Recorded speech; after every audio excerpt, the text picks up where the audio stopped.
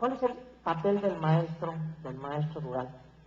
Pues uno, nuevamente es un privilegio el tener el trabajo que tiene, porque dentro de la práctica cotidiana está innovando, realmente es una práctica de investigación.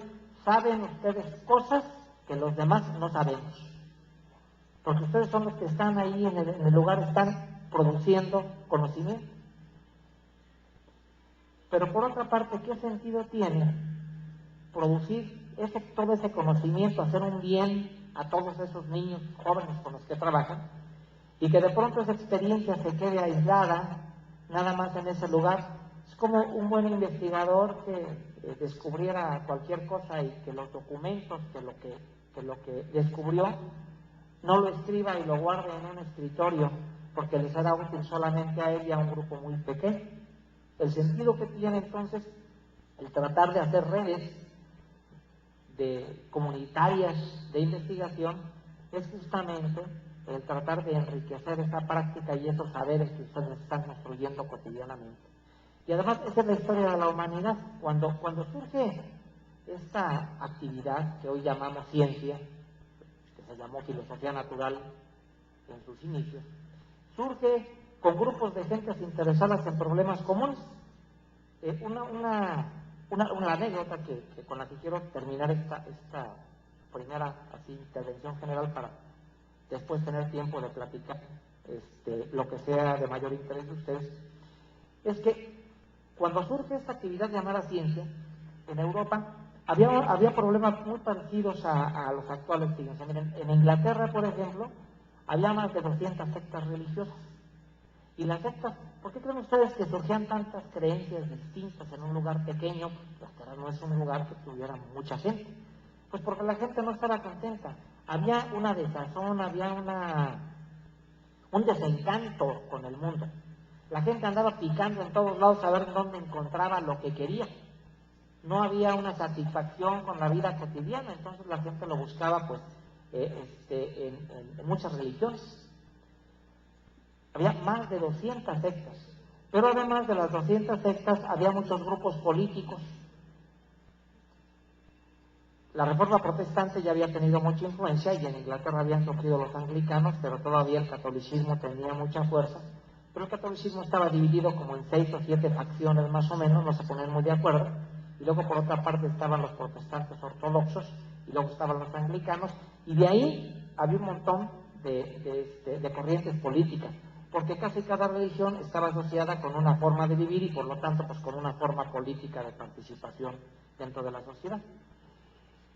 Lo que ocurría con frecuencia es que en las familias se mataban entre hermanos. Cuando uno lee las crónicas o los diarios del siglo XVII, no solo en Inglaterra, sino en Holanda también, en Francia, en Italia, se encuentra uno con mucha frecuencia que narran cómo el papá se peleó por razones políticas con el hijo y acabaron en un duelo y se mataron, o por razones religiosas, lo cual, como ustedes saben, no suena tan raro. En México tenemos comunidades en donde hay pleitos terribles religiosos, en donde la mitad de la comunidad es protestante y la otra mitad es católica, pero de igual manera se ha dado en nuestra tan temprana todavía democracia entre familias que se involucran con partidos políticos distintos, y eso da lugar a violencia dentro de la familia. Pues eso ocurría como una cosa cotidiana en Inglaterra y en Europa, pero yo conozco más la parte de la historia inglesa, por eso es que lo que les estoy platicando lo refiero más a Inglaterra. Pues resulta que surge un grupo de gentes, la mayoría eran personajes preocupados por la violencia sobre todo. Y lo que ellos se preguntaban es, bueno, ¿que no hay manera de que en lugar de agarrarnos a golpes, a espadazos o hasta balazos, porque ya había, por supuesto, pistolas, que no habrá manera que nos sentemos a platicar y nos pongamos de acuerdo sin pelearnos? Y entonces empiezan a constituir 3 grupos muy interesantes que eran como redes, fíjense. Eran cuates que se juntaban y invitaban a sus cuates, los que tenían interés en discutir los problemas de la época, pero el problema principal era la violencia. ¿Cómo le hacemos para terminar con esta violencia que azota a nuestras familias y a toda Europa? ¿Cómo le hacemos para buscar mecanismos civiles, fíjense bien, mecanismos civiles de acuerdo? O sea, no que gane el que tenga más fuerza, sino que gane el que nos convenza. ¿Cómo podemos buscar un método para sentarnos a platicar? Y entonces surge un grupo que le decían el Gresham College en Londres, surge otro que le decían el Colegio Invisible en Oxford, y después se juntan y se forma la Real Sociedad en Londres. Y ahí los primeros jóvenes, digamos, que andaban por ahí, pues son los personajes que ahora conocemos como los grandes científicos, pero que en realidad antes de ser científicos fueron más bien filósofos morales, porque lo que andaban buscando eran modos de buen vivir. ¿Cómo le podemos hacer para vivir bien y no estamos peleando a cada rato?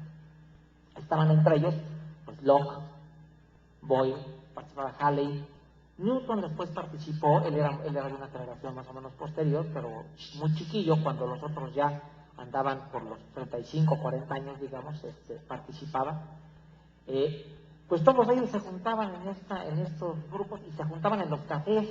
Había unos lugares que se llamaban casas de café, y no nada más echaban café, igual que nosotros iban y además echaban por ahí una copita, ¿no? Y platicaban acerca de cómo hacer para resolver estos problemas. Y ahí surge lo que hoy conocemos como el método científico, que es algo muy interesante porque surge imitando al derecho, fíjense, que es algo que además hoy día oímos abogado y parece que es algo absolutamente contrario a la ciencia, y resulta que la ciencia, el método de la ciencia surge mucho inspirado en el derecho. ¿Y por qué en el derecho? Porque la pregunta que se hacían es, ¿cómo le hago para saber si alguien es culpable? Vamos a poner que alguien por ahí robaron a alguien, por ejemplo. ¿Cómo sé? ¿Cómo puedo investigar y cómo puedo hacer para saber quién es el culpable? Entonces decían ellos, bueno, si alguien viene y me dice, yo lo vi, fue fulanito, ¿con eso voy a tener la garantía de que ese es el culpable? Pues no, porque el testigo puede estar teniendo cierto interés. Entonces de ahí surge lo que hoy conocemos como evidencia. ¿Cuáles son las pruebas que tengo para poder asegurar que mi dicho es verdad? Y entonces empiezan a formar como equipos opuestos, en el sentido de que a ver quién aporta más evidencia para su dicho. Y eso después se traslada a la ciencia. Entonces en la ciencia ya no se trata de decir, fíjate que la Tierra se mueve alrededor del Sol. No, igual puedo decir que no. ¿Cuál es la evidencia o los argumentos que tienes para poderme convencer de lo que estás diciendo? Tal planta cura tal cosa. ¿Por qué? Es que a mi tía le funcionó. Es un dicho. No, ¿por qué no lo hacemos? ¿Por qué no probamos esto con más gente y vamos viendo en conjunto? No yo solito para que después lo platique, sino vamos haciéndolo público.